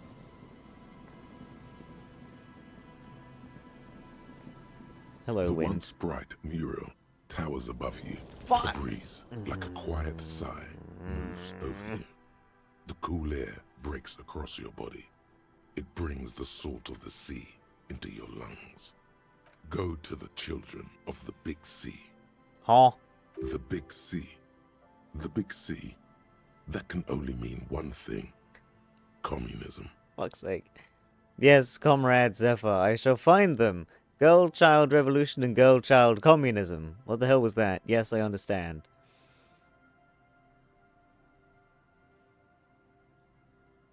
It sounds like it's trying to point me towards Cindy again, but that wouldn't help, surely. What the hell was that? The wind rushes away, leaving you where you were, on the rotting boards of the felled building. Officer, are you okay? It looked like we lost you for a second. Did I have a seizure, Kim? I think I need to talk to some of the kids in the village. The wind told me to talk to children. Let's roll. Okay, when you're ready, officer. Wait. You're accepting that? Okay. Love you, Kim.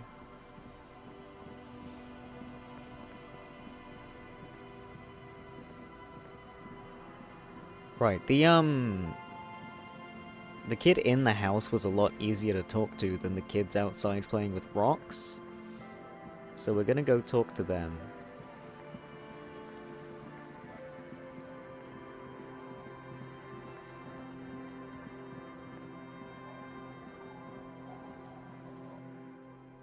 Hello, child. Oh, hang on. Is that the phasmid? Huh? It looks like the phasmid, leaning against the wall. Where?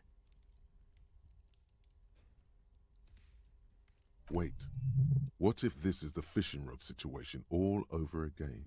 Huh? Try to sneak up to the phasmid, leap towards the phasmid, and clasp it in your hands. You're not going to be fooled again. You're going to stand here calmly and observe this non-phasmid until you see what it really is. Fine. It's not a human. It's not even organic. Ray! Just a fire iron resting by the fireplace. But where's your sense of wonder, man? Oh, God. Read a chapter of My Immortal.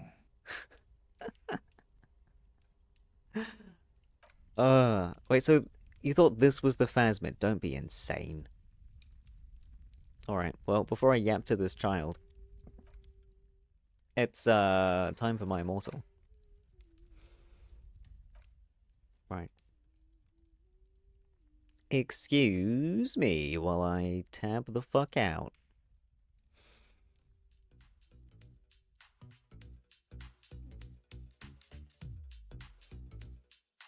Chapter of My Immortal, that's a real phasmid? We're nearly at the end of My Immortal. We're getting there. We're on, I believe, chapter 36. Allow me to have a little sip before I begin.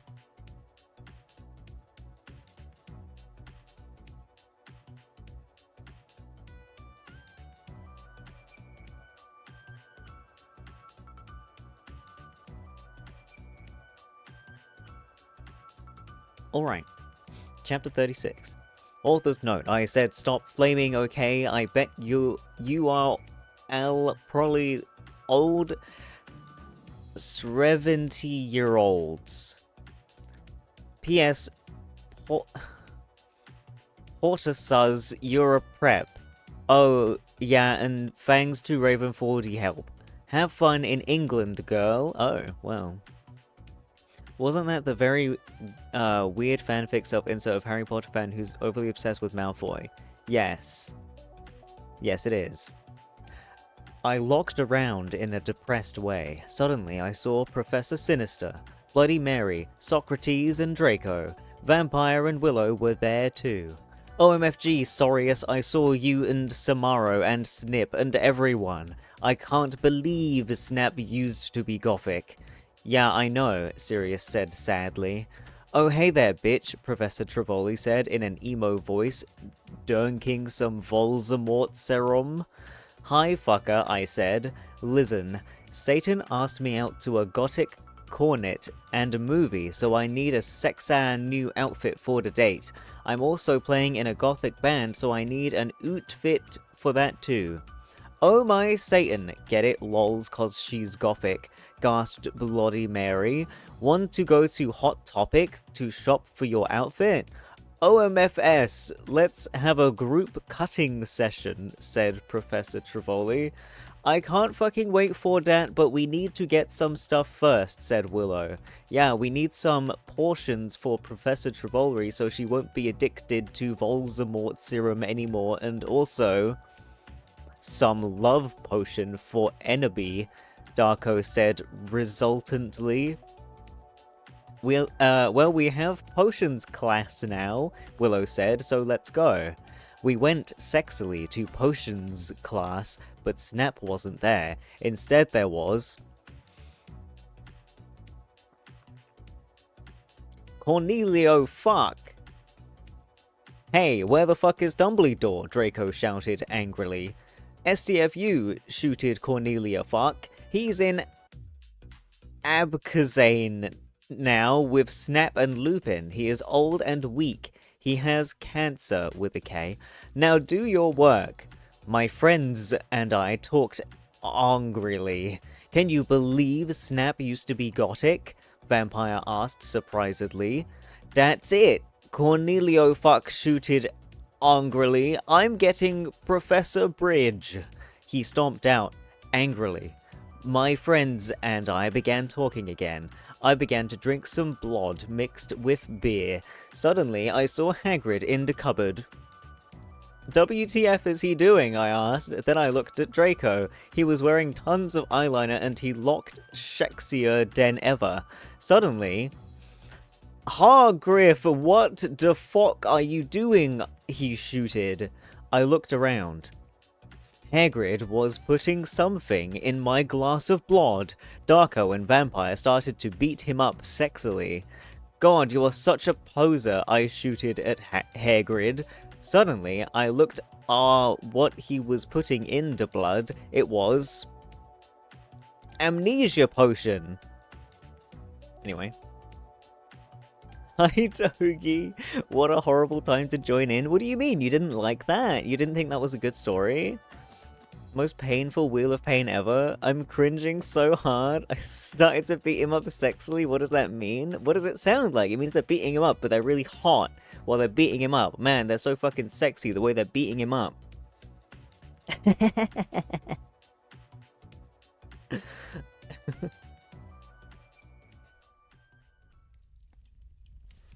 Well, there we go. Now I have to talk to this child. Hello, mister.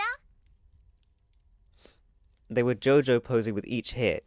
I would love that so much. Talking to the children to learn from them. Has anything strange happened lately? Do you know of anyone named Ruby? Luby. Raluby. Raluby. Suddenly, the girl gets all serious and leans in as if she's about to tell you a secret. My mom tells me I'm a big girl, but she doesn't know that I can't say Earl. Or like, sometimes I can, but then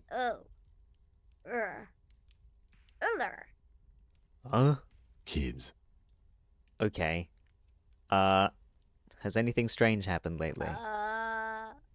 Like what? Anything. Maybe something you saw or heard that was weird. Yes. The twins got in trouble for saying bad words. That's it. What's wrong with bad words? I love bad words. Bad words are for losers. Good on you for not saying them. Thanks for the tip. I'll talk to them about it. I love bad words. No! Don't say bad words. Promise? I'll keep an eye on him. Don't worry. Okay, thanks. You're welcome. Bye. Bye! Right. I have to talk to the fucking twins. I don't want to talk to the twins. Hello. The scruffy-haired little boy kicks a stone while the other watches him do it. Have you seen any bad people around? What bad people? I don't think questioning 4-year-olds without their parents present is going to crack the case. It might. Your sister told me you got in trouble for saying bad words. Yeah, we had bad words and said them and got in trouble. Bad words. Bad words. Thing is, you're saying they're 4. Look at them. They look like the size of fucking 10-year-olds to me. Bad words are bad. Don't say them, kids. It's the first step to a life of crime. Now, what happened? We just heard funny voices. We thought the voices were funny. We said what they said, and then we got in trouble. Where did you hear them? Did you overhear someone say them? Was it on the radio? Radio? What's that? We just heard them in our head. The boy sniffs up a drip of snot. Voices from another self. Voices from a deeper self. Voices from early schizophrenia. Any family history of schizophrenia, the fucking children are not gonna know what that means. Oh my god. Okay. I'm gonna say it anyway. Is that a bad word? Just tell me what you heard. It was like, it is time at last.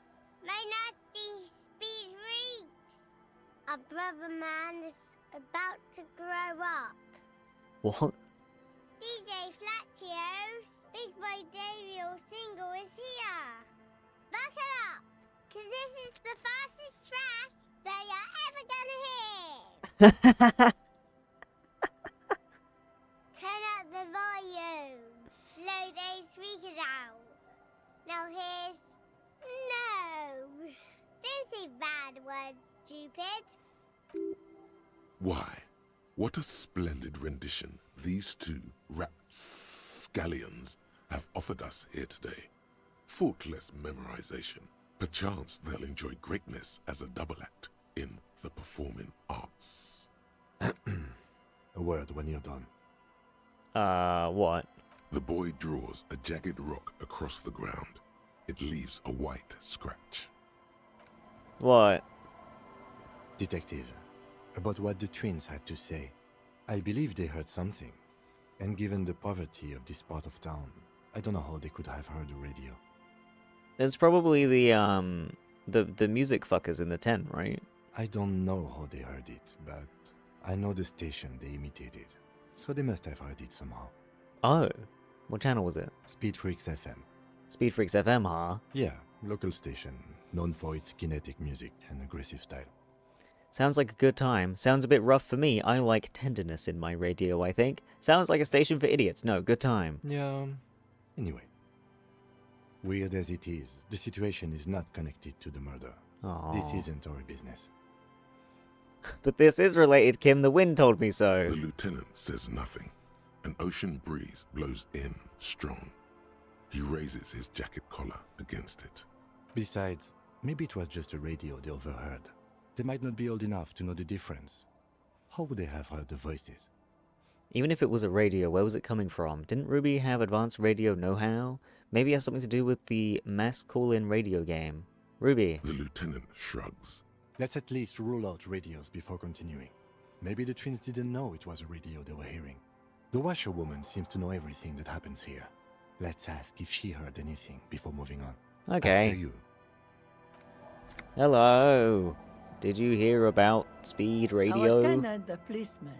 I hope the waves don't keep you up at night. What can I help you with? Have you heard a radio on the coast in the last week or A so? radio? Ah, no. We play no radio here. There's one in the shack, but it's never used. Are you sure you didn't hear any radio playing? Any idea how the twins could have heard Speed Freaks FM? Was that the nonsense we were spouting? Puh! Olden days were golden days. Life's luster is lost on those who speed. No, I have no idea where they heard it. They've been in earshot all week, and no radio. Are you sure? These ears know every sound that belongs to this coast. I would know if I heard anything different. We good, Kim? Let's just get it out of the way as fast as we can. Contact dispatch from my kinema and ask them to connect you to the station. Maybe they can shed some light on this. Thanks, I'm Kim. ready when you are. Thank you, ma'am. Anything else? No! I need to go to his fucking car anyway, because whoever the armor belonged to. Brum brum. And maybe I can stroke his car again. Feel my hand against its cold exterior.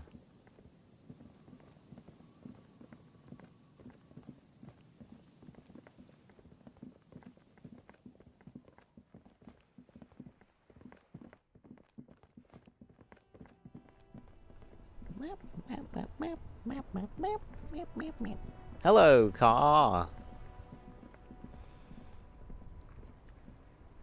Inside, You see a set of steering levers, a radio microphone, a pull-out tool. Radio! This is Precinct 57. How may I assist you? Alice, this is Firewalker. Since when was I called Firewalker? Did you find out more about the owner of the armored boots? Yes. It took some convincing, but I got the mercenary's name and a few biographical details. Are you ready? Yes. The lieutenant leans in to listen, notebook in hand. The world will end soon. Okay. Does that mean you're ready? I was born ready, baby! That suit of armor was issued to an Oranese citizen named Ellis Cortenaer. That's Ellis Kortenaer.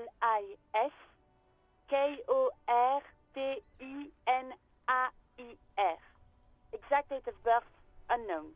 He was signed into the Lelystad County Neonatal Care Unit on 28th of February 09. Neonatal care unit. He was found as a newborn in a leaf compactor near an abandoned What? farm. He spent 4 months in the neonatal unit, survived apparently, and was assigned to a foster family at 2. Okie dokie. This is what the ICP knows about him. He was raised by foster parents, entered the Eastbrand Military Academy in Vredefort at 17, then served in the Oranese forces till he was honorably discharged in 41, just a year before the Seminese conflict. Then the armor followed him to Seminine, or at least I assume it did. And that's it. There are no records of his employment in Crenel, or any of its other incarnations, or him even entering Revachol. He was found in a leaf compactor. It's a garden tool used to press leaves into these cubes. It's a detail the hospital had, the only detail in these files. So I thought it would be good for you to know. Okay. It is. Thank you, Alice. Any information on his foster parents? None, officer. Sorry. Boo. So all we have to connect him to Krenel is the armor. Even that is a small miracle. These organizations usually double-check their inventory. Thank you, Alice. Great work. No problem, Lieutenant. We have his name and service record now. The name. This is very good. Ellis Cortenaer. This means something to him, to know that name. Like naming a case. It's important. Sometimes police work is about human dignity, about giving back names to anonymous victims.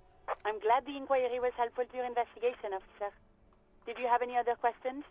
I need you to connect me to Speed Freaks FM. Come again, officer? Speed Freaks FM, a radio station. It's for the case. Okay, officer. One moment.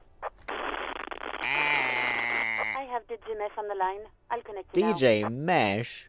Yo! The word shoots out of the man's mouth like a bullet. The lamb is calm before its slaughter. It does not know what will befall it. Huh? What? That's the wildest shit I heard today. You are a cop, right?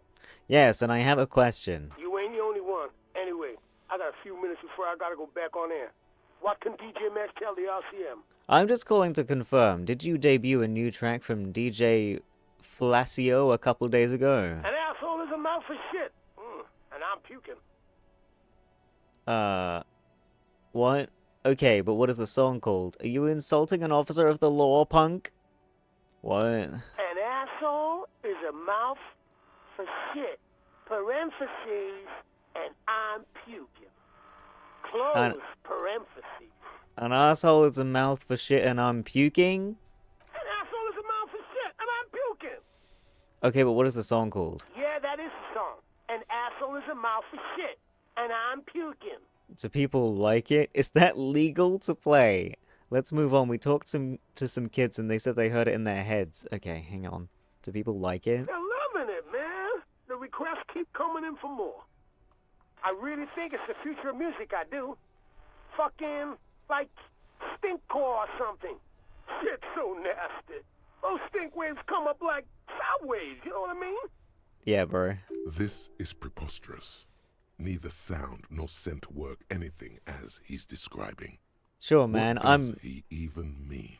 I'm young, cool, and with it. Very cool, man. Yo. I'm dead serious when I say Fellacio's gonna make it big in this world. Let's move on. How the fuck did they hear it in their heads? Is that what this is about? Listen, it's not our problem if kids decide to tune into Rivershaw's hottest station. It's not that they played it on a radio, they heard it in their heads. Do you know how that's possible? I don't understand. Are you asking if we can, like, play our station into people's brains?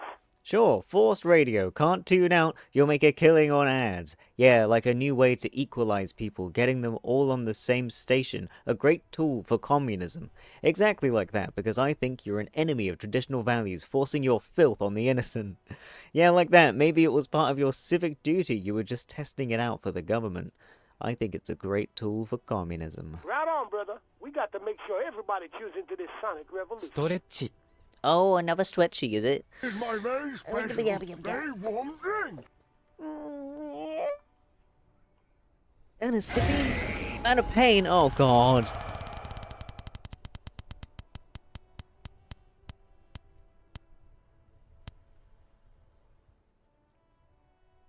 $50 woos. I'm gonna do that. Hang on, let me finish this conversation. But we didn't, like, force it into people's brains. Got no idea how you do that. Short of them just tuning in on their favorite radio receiving device. I recommend looking into it though, for the revolution.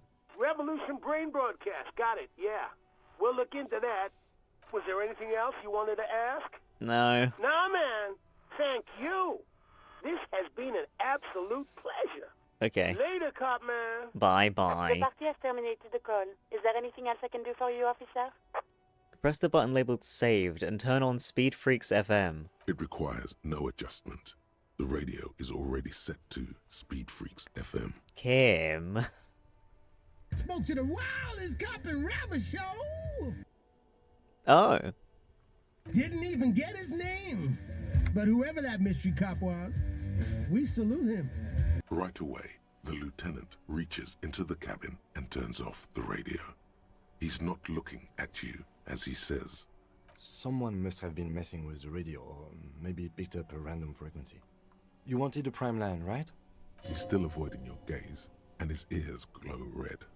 Aw, that's DJ Mesh. That was Speed Freaks FM. The lieutenant is resolutely silent, staring at the console. A look of betrayal. The secret has been revealed. Oh man, you should have told me you liked him. I could have asked for a shout out. I don't listen to them. It's okay to like what you like, Kim. I don't like it. I don't know how that channel got marked. You lying to me right now, Kim. Excuse me? Come on, man, you can tell me. I said you fucking lying to me? You can tell The me. lieutenant raises an eyebrow. The ocean wind blows, bringing in the smell of salt. That eyebrow. He's using his authority against you. You can't resist. I'm sorry, Kim. He remains silent. Right, you don't want to get into this, no problem. Nothing to get into, really. But sure, let's focus on the important things. He pats the motor carriage. Cute. This is Precinct 57. Nah, get out of here. In the cabin, you Get out of here. I need to ooh-woo a bit. Oh, hold on. one more door. Ooh, gunge. There is no way to open the supply depot door. No! Accept it. You cannot open all the doors. No! You have to integrate this into your character. Some doors will forever remain closed, even if every single other door will open at one time or another. Maybe to a key, or maybe to some sort of tool meant for opening doors. But this one will never accede to such commands. A realization crucial to personal growth. Crucial. No. -1 half-light?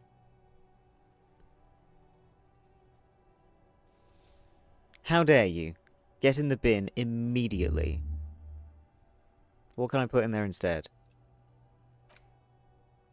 Missing persons. Magnesium-based life form. Fucking art. Learning about my ex-girlfriend. What is this?